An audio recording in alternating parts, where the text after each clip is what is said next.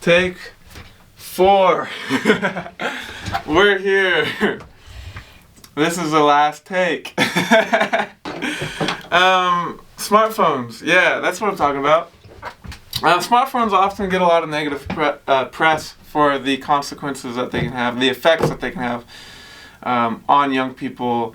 Oftentimes we're talking about anxiety, depression, cyberbullying, or in the most extreme cases, distracted driving leading to fatalities or increasing the prevalence of suicide because of social media.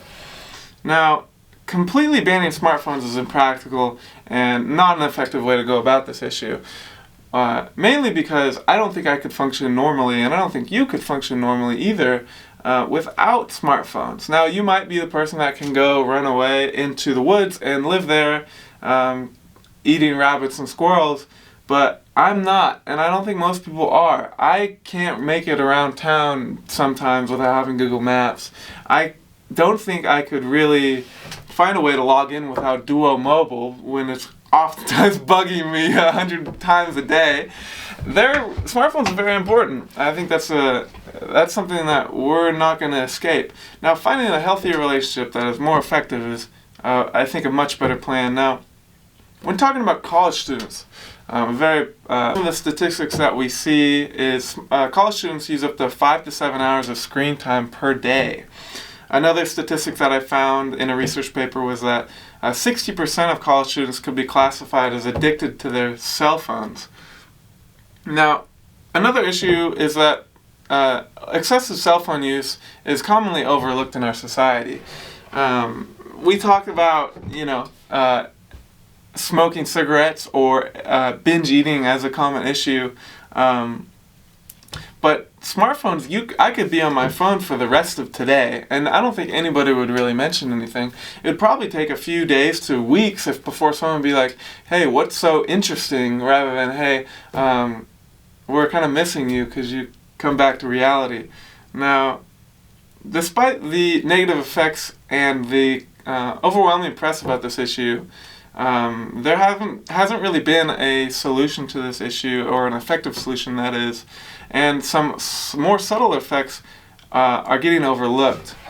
Now, there's commonly headlines about how TikTok is bad for society, and Charli D'Amelio and all these explicit dancers on TikTok are changing the way we view, the human body. It's destroying society. The Social Dilemma has been super popular. It's a documentary on Netflix. If you haven't watched it, you should watch it. It's had some record-breaking milestones, I believe. But with this kind of awareness, there's also been some other issues that haven't really been looked at. Some issues such as the diminishing effects of constant consumption of audio media, whether that's music or audiobooks, podcasts, the loss of boredom, changes of self-perception, and the effect that FOMO can have on aspirations. Now, in terms of excessive audio use, music is one of those things that we all love. I love music. Music isn't really the issue that I like to outline, or like the lyrics in it. I'm not going to say that rap music is bad for society. But really, the issue is that people are listening to music or podcasts all the time. They're not really getting a second to kind of take a moment to silence. Oftentimes, as a college student, I'm going between classes, and I see most of my peers, or in the gym, for example, most of my peers having their earbuds in. And the other issue is that music is a collection of sounds, oftentimes melodies, beats, strums, and in between those pieces of a song are pieces of silence. You can't really have a song without having silence. And likewise, without sound. Now, if you don't appreciate silence, and at a greater, more broader perspective, the absence of music, then I think it's hard to appreciate music in general. If you're always listening to music, you are going to hit a diminishing return in the amount of dopamine that you experience while listening to music. And these reward systems of the brain, how dopamine affects the neurotransmitter dopamine, affects your experience of music. You can't work around those issues. If you're listening to music all the time, then eventually music isn't going to be as exciting, and you're going to be stuck in your headphones, disconnected from the outside world. Now, the other issue previously mentioned is the loss of boredom. Now, boredom is an important part of the day. When we're looking at research about boredom, boredom has been found to increase creativity and also activate the default mode network. Now, if you've heard anything about the default mode network is important for the brain as it is a time for it to rest and restore. Now, I feel like Donald Trump. No, the default mode network, like I said, as a time to rest and restore, also gives your brain an opportunity to consolidate important lessons that you previously learned, important experiences and memories that you just had. Now, for college students, this is important because we're going to classes multiple times a day. We need this time to consolidate memories to kind of create an organized picture of how we see the world. So, loss of boredom is a serious issue. The other issue I want to talk about is FOMO, or the fear of missing out. And you've probably heard about this issue. As we all have. In the beginning, it was more about, oh, my friends they posted something on social media, I wasn't involved in it, I have this feeling that I missed out on something important. Now, the different part of this issue that I'd like to highlight is that FOMO can also change our aspirations and our dreams for the future, or how we look at success overall. FOMO has to do with comparing ourselves to others. And if we're commonly comparing ourselves to influencers online, people that get the most views, then we are going to often change the way we look at success. And I think an important survey that I found specifically looks at young people, and it found that 60% of young people would choose to become influencers if given the opportunity. Now, I think there's a more subtle trend here going on, is that young people and college students in particular, their idea of success is changing. It's less so about getting to a better place than our parents were, and having a family and raising our children. It's oftentimes, I think, more so about being the most popular, or being the best in the world at this certain thing, or the most popular in this certain thing. And I think that has some negative consequences. Now, the other thing that people don't talk about is the positive experiences that are lost because of excessive smartphone use. Now, as college students, oftentimes there's the big issue of loneliness in college, which if you're always on your phone, or if smartphones are kind of one of those things that take away your time often, you don't get the opportunity to fight this trend of loneliness, especially if you're sitting there waiting for class to start and you're on your phone.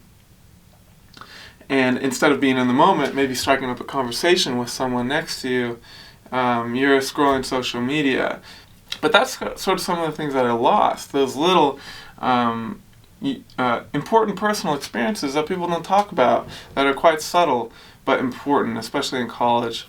The real solution, I think, to this issue is mindfulness. And mindfulness can be described by Jon Kabat-Zinn, a famous researcher, practitioner in this field. Mindfulness is awareness that arises through paying attention on purpose in the present moment, non-judgmentally. Now, that previous example, maybe being aware of the people next to you, striking up a conversation, that is mindfulness, being aware of that opportunity. Or being in the gym and noticing how your thoughts are kind of overwhelming. That is mindfulness. And I think this is the best way to combat excessive cell phone use, and can be done without an expensive psychiatrist or therapist being with you, and you can do it anywhere. Now, an important key of research that I found is that mindfulness has been found to be as effective as other treatments in treating addictive behaviors. When looking at binge eating, it has been found to be effective in treating binge eating, as well as other things like anxiety and depression. So mindfulness definitely has this ability to be effective in this realm. Now, I think an important way to use mindfulness is to take a practice that can be adapted to cell phone use. This practice I'd like to talk about is mindful eating. Now, let's go into an example of this practice. Right here I got a granola bar. It's nothing special. It's It's not a bad granola bar, but it's just a snack I eat throughout the day. And so when we're talking about mindful eating, we're talking about having more present awareness of the moment and the experience of eating more specifically. And so I'm sitting here and I want to begin to be conscious of my breath, kind of my emotions before I start. That's how I like to do it usually. And so what I got here is like I said, my little granola bar, and I'm looking at the ingredients. One thing with mindful eating is to kind of bring awareness as to whether this is a healthy choice or not. This is kind of a generic granola bar. It's nothing special. It probably has some decent preservatives that I can't pronounce, and plenty of sugar, as any good granola bar has. But now I'm going to bring some awareness to the kind of texture of the wrapping around the granola bar as I open it up, peeling the plastic away. And I'm very hungry. I haven't eaten in a little bit, and so I'm going to bring some awareness to how hungry I am and how I want to just devour this right now. And so, yeah.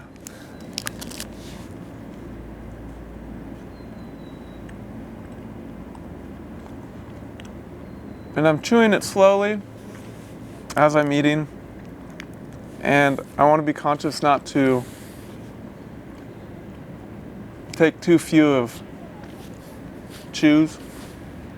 This is like an ASMR video, it's hilarious. Kind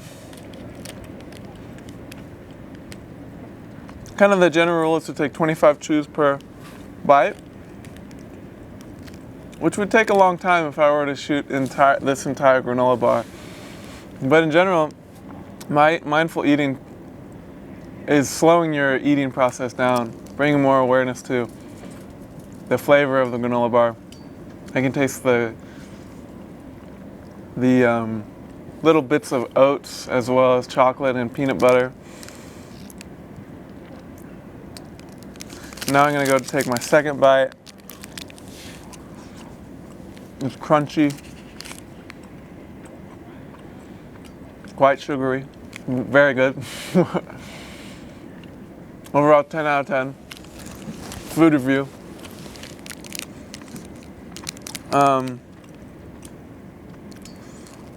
One thing I want to be aware of is kind of acknowledging where this food came from.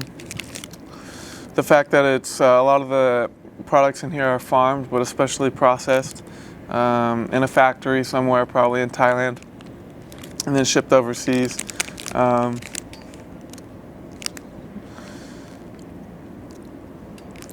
I would just continue to repeat that process, taking small bites, chewing slowly, chewing numerous times,